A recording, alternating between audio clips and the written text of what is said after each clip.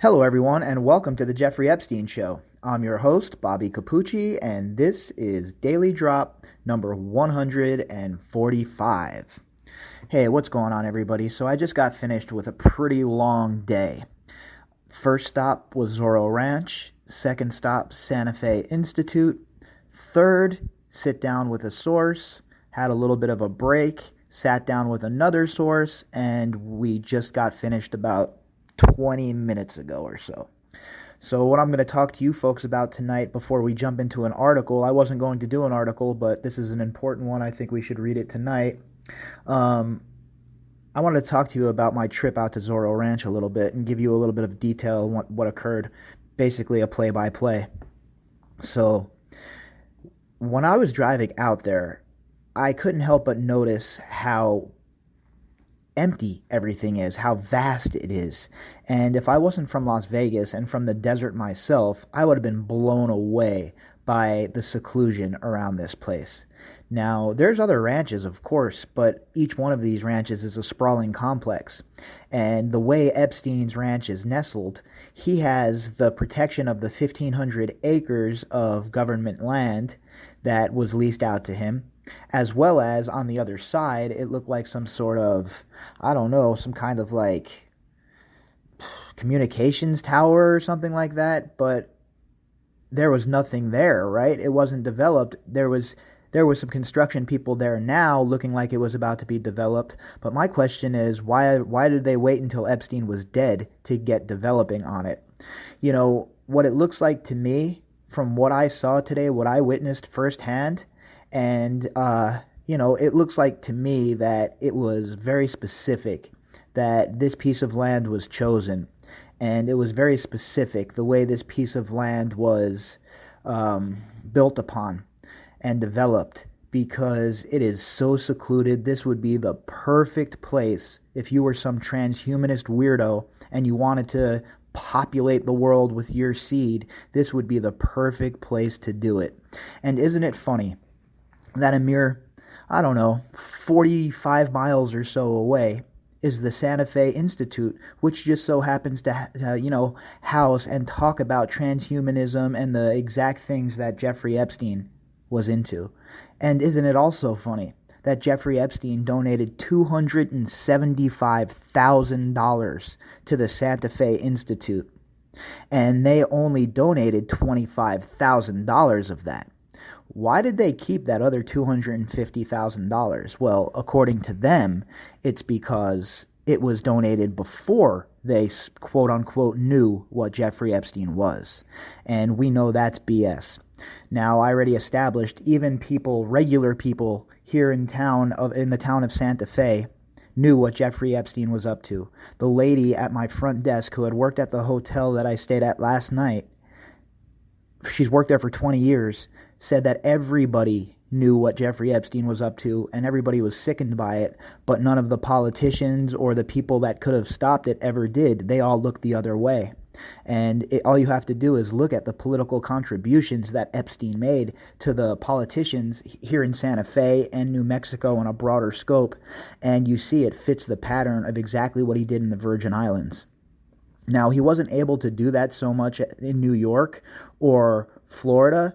I'm sure it's a little bit trickier to navigate in a city like New York or Florida. In a state like New York or Florida, there's a lot more spotlight, a lot more, a lot more focus on people like Epstein. He comes out to a place like New Mexico, and I can't even, look, folks, the vastness of it is the thing that really stood out to me. If you've never been to the desert, you've never been to the Southwest, you would be blown away by how vast it is. It was absolutely insane to me to think of. I can't even imagine being a girl on that property and wanting to get away.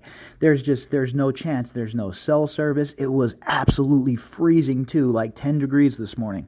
I mean, it was so cold and the wind was whipping, and I took some video and stuff, and I'll post some of that video in the next few days. I've already posted some stuff at Twitter. If you're not following me there, you can do that at BOBBY_CAPUCCI at Twitter. You can find me there, and I've posted some pictures and some updates of what's been going on my trip.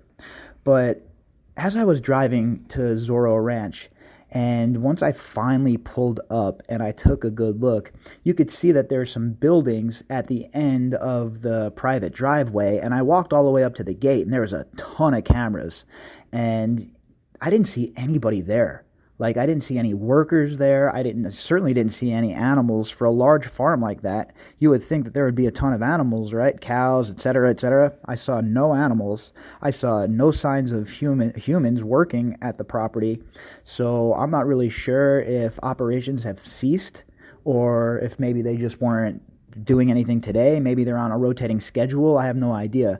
I was there for about 35 or 40 minutes, and I took some pictures, and I took a little bit of a walk around, and I had to get a look at this place for myself, and I wasn't going to be satisfied until I walked at the very least up to that gate, and waved at the camera and seen if anybody was going to come out and challenge me or anything like that. But nope. I had a New Mexico state trooper cruise by me and give me a nice hard look, but he didn't stop. He didn't bother me.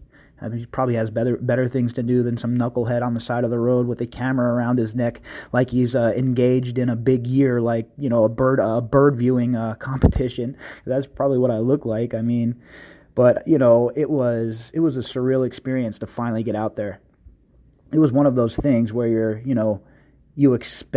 you have high expectations, I guess you could say, and I certainly did, and those expectations were met. It was everything that we thought it would be.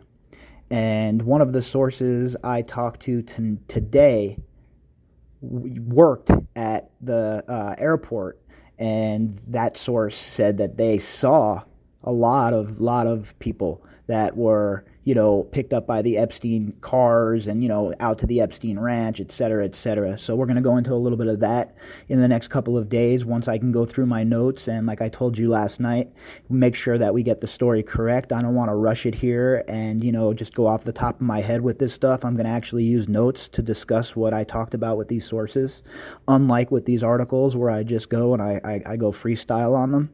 And like I also said, I'm going to write my own article about the experience from top to bottom, and I'm guessing I'm gonna, put that out on like Medium or something like that, or maybe even go to the next level and create my own website.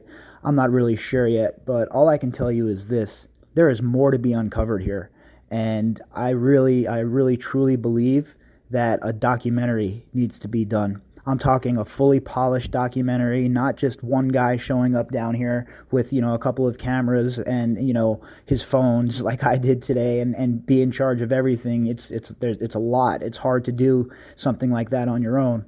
So I'm definitely going to spin the tires on a documentary. I have access to a fantastic person who has already created a documentary, and I'm pretty sure I could get this person to get on board. Of course, the rub will always be the funding, right? So I'm going to try and kick some tires and see what I can come up with, but I really truly believe that a documentary needs to occur. Maybe even a significantly long documentary, maybe an hour and a half, 2 hour type of thing that really goes into the weeds about what occurred here in New Mexico and how Jeffrey Epstein got all of this property, who he bought it from, who he was donating to. I know we went over all of that stuff, but I think there is after being here and talking to the people I've talked to, there's a much larger story here. And it's the kind of story where you really need resources to dig into, where you really need to set up shop and really go to town and cultivate some more sources, and get the proper footage and bring a drone. The whole entire production package needs to occur, and that's going to be my project that I'm going to start working on as soon as possible, because I feel like it definitely needs to happen, and this stuff, the public needs to know what was going on, and people need to be held responsible for their part in it, because nobody has been held responsible for what occurred here in New Mexico. And look, I'm not saying that this occurred, right? I don't have any proof of anything like this. This is pure speculation on my part. But if to say you wanted to get rid of people and have nobody ever find them again, these nameless girls, this would be the perfect place to do it. I mean, you know what they say about Las Vegas, right? Leaving Las Vegas on your way to California, that part of the 15 from, Vegas to Barstow, there's untold graves dug, meaning the mafia would clip people in the old days in Vegas, and so the bodies weren't found. They'd dump them and bury them out in the desert. And I'll tell you, if this would be the perfect place for something like that to occur as well. Again, please, I'm not saying that's what happened. I'm not ruling it out though either. I don't know. Honestly, at this point in time where we're at, folks, I'm almost more confused than ever after coming down here and speaking to the people I've spoken to and actually being on the ground at Zorro and at the Santa Fe Institute.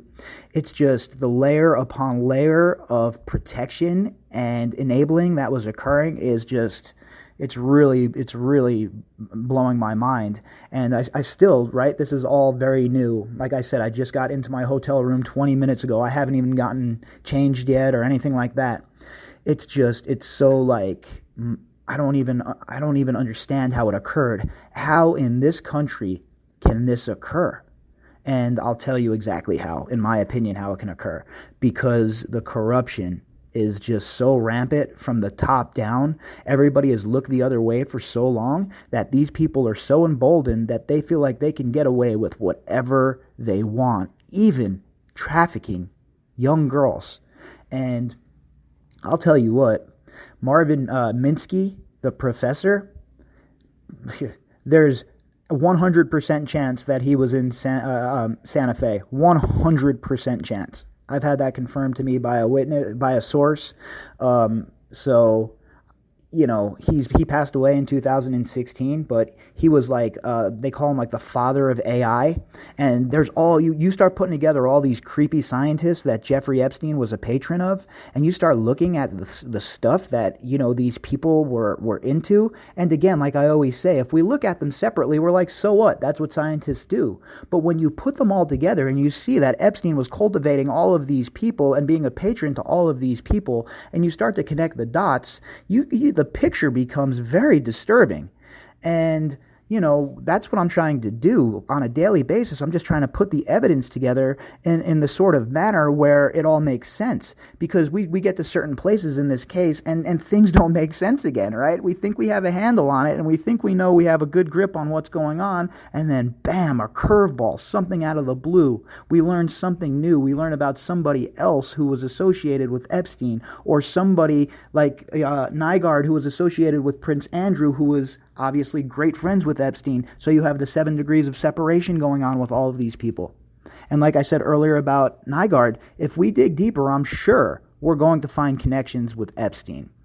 Now, I don't know what those connections will be. I don't have evidence to directly connect the two right now. Besides, there's some loose evidence out there about crisis management firms that they both shared, stuff like that. And of course, that's important. A bunch of loose evidence, you put it together and, well, you have a road eventually. So that's important work as well. But I don't have the evidence to tie those two together. Now, what I will say is this, that Nygaard should definitely have a deep dive done into him as well. And if I wasn't so ensconced in this case and I wasn't so busy, doing what I'm doing here on this podcast, I'd be diving into that as well. And if you want to take a listen and hear some good work going on about that case, you can listen to The Prince and the Perv. It's another podcast, and they cover Jeffrey Epstein, obviously, and you've heard me talk about them on the program before, the two gals from Australia. You check their podcast out. They have a new episode where they talk more about Nygaard, and that's something that they're definitely diving into, and that's good work that needs to be done. And eventually, if I can clear my plate, I'm gonna dive in and I'll try and do what I can do to dig some information up there as well. But for now, especially with everything that I've learned in the past 48 hours, I have plenty on my plate. And like I told you folks just a couple of minutes ago, I honestly believe I need a full-on production team with a full production package to do this story correctly. And I'm going to work towards that. I'm going to see what I can come up with, because I think that the story here in New Mexico goes a lot deeper than even I'm finding right now. And there was a lot of funky stuff going on at that ranch. there was a lot of funky stuff going on that ranch. And there are a lot of missing girls and, girls supposedly trafficked from the area that nobody knows anything about. So how do we know that these girls weren't swooped up by Epstein and then, shipped off to wherever? I mean, we don't even know. That's what I'm saying about New Mexico. At least in New York and Palm Beach and the Virgin Islands, there's kind of a picture has emerged, and there's sort of a roadmap, and we can follow it, and the prosecutors have raided the houses, and, for whatever that's worth. But here in New Mexico, none of that's occurred. And when you look at the big picture, for me, the reason none of that's occurred is because there are too many skeletons in the closet with all of these high-profile politicians from the state. And there's a bunch of high-profile politicians from this state that Jeffrey Epstein was very buddy-buddy with. I mean, he bought the land from, one of the most prominent politicians in the state. So there's a lot more here, folks. I mean, a lot more here. And I don't know. I hope we can get to the bottom of it. I really hope that we can eventually get to the bottom of this, because there's a story here to be told, and I don't understand where the legacy media is. There should be 20 reporters outside of that Zorro Ranch. Some, independent content creator that completely is, self-funded for the most part shouldn't have to be doing this kind of legwork when you have these powerful media outlets that love to destroy people usually. All of a sudden, the most salacious case maybe in the last, at least, I don't know how long, but maybe ever, I guess, comes along, and all of a sudden nobody has any interest. Nobody has any interest to dig and do any of the hard work, cultivate sources, anything like that. Whatever. I mean, that's cool. I don't mind stepping into the void and filling that void and doing whatever I can do, my little small part. But I mean, it's embarrassing for them. It's absolutely embarrassing for the legacy media to keep getting scooped in this story by independent content creators, and it's happening by all the time at this point. It's because the legacy media just has no interest, because in my opinion it's going to expose a lot of their friends, and they can't have that. They can't lose the moral high ground. In their tribalism struggles, they can't lose the moral high ground. They have to keep it at all costs, even if those costs are justice for these survivors. And down here in New Mexico, Santa Fe was kind of a weird place, folks. Like, it's kind of like, I saw a few areas that were super, like, you could tell that they were super wealthy, but on like the main drag, I went and got some food, and I felt like I was almost in Las Vegas with all of the homeless people. Like, I saw like multiple young girls who were homeless, and it was, like I said, it was freezing cold. Like, if I was homeless, I really don't think I'd be choosing a place that's at like 8,000 feet in elevation to live. I think I'd be a migrating homeless person. Like, during the winters, I'd go in like winter in Vegas, and then when the summer came, I'd pack up my stuff and I'd hike to California. But I guess what I'm trying to say here is I had this like notion that Santa Fe was kind of like this yuppie kind of elite like haven, and it's really not. It's like a weird spot, like an artistic town for sure. And don't get me wrong, I'm sure that there are very affluent people in Santa Fe. I mean, my favorite author of all time, George R.R. Martin, lives there, so it can't be that bad of a place, right? But it just had a weird vibe. It just had like a weird vibe. I kind of felt like, remember in the beginning of Lost Boys when they first show up to I forget what the name of the city is in the movie, but when they show up to the city where their grandpa lives, and they're like weirded out by it, that's kind of how I felt in Santa Fe. I felt like I was kind of out of place, right? It was just a weird feeling. And then to go into my hotel room and talk to the front desk of my hotel and talk to that lady, and for her to have that information and her eyes light up like that, I was like, wow, what in the blazes have I gotten myself into down here? And so I talked to some more locals too. Like today I talked to some gas station attendants, and everybody had the same story. It was a who's who of who was parading into that Zorro Ranch. People were coming down, flying into the Santa Fe airport, or if it was some of the bigger planes, if he had the Lolita Express, they had to fly into Albuquerque. And then one of his many vehicles would pick up his guests, and off they would go. And we haven't heard nowhere near enough about any of this.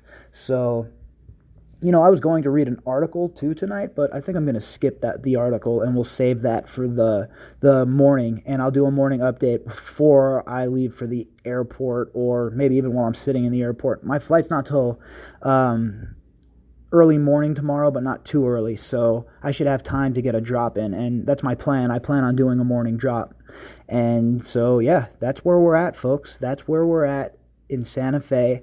And again, to everybody who donated to the GoFundMe, you guys really helped out on this trip. Like I said, I do this stuff all, self-funded for the most part. And you guys supporting the show, it's awesome. It made this trip a lot less, made it, I guess it's more, we all participated, right? It's not just my trip, it's everybody who, donated to the show. And if you just donated to the show because you like the content, great.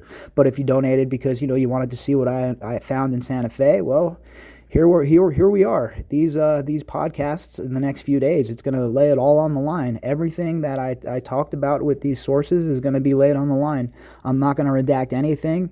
The sources are, a lot of them don't want to go on the record.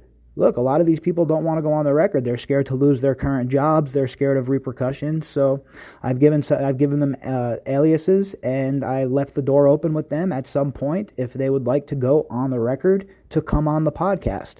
And that's up to them. I'm not the kind of person who is going to pressure anybody in a situation like this. I understand the ramifications for people's lives when it comes to stuff like this. Not everybody just goes hard charging against people that have this kind of power, right? Not everybody sees a storm and walks into it. Well, I do. I'm that kind of person. I'm the kind of person that sees a storm coming over the mountain, and I gear up with all of my climbing gear, and I head out to the mountains, and I go on a nice trek. That's the kind of person I am. So I understand, though, why people don't want to get embroiled in this. I understand the ramifications it could have. I understand that they can lose their jobs and pensions in some cases. So I'm just grateful that these sources are willing to come forward and at the very least speak off of the record, because what it does is it confirms a lot of things that we've all known or that we've talked about here on the podcast, and it shows us that we're on the right path. And I think that's very important, to make sure that we're not just chasing ghosts, to make sure that we're not just, flipping over rocks that are unimportant in the case. And I try to do that here. I try to stay focused and laser locked in on what we talk about and keep that message in mind, because it's important to understand the corruption angle of this as well, right? We're all fired up about the survivors. We're all fired up about the way they're getting screwed. We're all fired up about the way that, this money is being messed around with. We're all fired up about that. There's no doubt. But I'm also fired up about the corruption and the way the government has went about conducting themselves in my name. It's the onus is on all of us to tell them that this is unacceptable, and it doesn't matter who was involved, but justice must occur. And I think that if we just keep pumping the same message out, and we stay on target, and we keep trying to inch that football another inch, another yard, another 5 yards up the field until we can punch it into the end zone, then, I think that if we do that, then we're going to see some more positive movement here. Look, I'm not a mind reader. I'm not Miss Cleo. I'm not the California Psychic Friends Network or anything like that. But I think that in the future, from where we started to where we're at now, I think in the future we're going to see even more movement. And I'm not here to make predictions about who it's going to be, who ends up holding the hot potato, but someone or someones are definitely going to end up holding the bag for this. And once that happens, once one of these important people, as far as this case goes, are snatched up, people that have an idea of what occurred, the Kellens, the Rosses, etc., the Maxwells, and they get the screws put to them and they get put to the question, well, they're going to start ratting. I mean, there's already a report that Nygaard's cooperating with the FBI already. How long did that take? Not long. These people that come from these pampered lives that are playing around like they're criminals, once they get caught, well, they're no longer criminals anymore. they become stool pigeons. And that is really what I think is going to occur in this case eventually.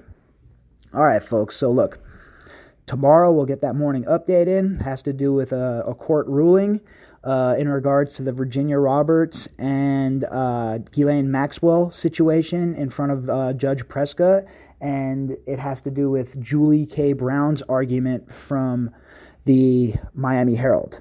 So we'll get on that tomorrow. I was going to read that article tonight, but I am absolutely wiped out, and I want to give it the attention it deserves. So I'm going to get some sleep, and then when I wake up, I'll do that article, hopefully before I catch my flight. But worst comes to worst, it'll be another afternoon drop instead of a morning drop, and then right back onto schedule. Bam, bam, bam. I planned on 3 today. I had no idea that I was going to get caught up so long. It was just one of those, time kind of got away with me. I was so wrapped up. You know, my trip to Zorro there and back was a couple of hours, and then up to Santa Fe, and then right at that point I was ready to meet with my source, and then I was like, wow, I wanted to get I wanted to get an episode, 3 episodes in today, but unfortunately it's only 2. And then I tried to do an episode from Zorro, but the service was so terrible. My phone kept cutting in and out and in and out, so I just got frustrated with it and said to hell with it and walked the front perimeter there as much as I could, went around, took some pictures, kind of just, staked it out, hoping that I'd see some activity or that somebody would come down and, challenge me so I could, at the very least, question them. But unfortunately, that did not occur. So, anyway, folks, I hope that you're all having a fantastic Wednesday evening, and I will talk to you all in the morning. If you would like to contact me, you can do that at bobbycapucci@protonmail.com. That's BOBBYCAPUCCI@protonmail.com. And if you enjoy my content and you like what we're doing here and you want to help the podcast out, you can click on the GoFundMe link inside of the description box. All right, everybody, I will talk to you tomorrow.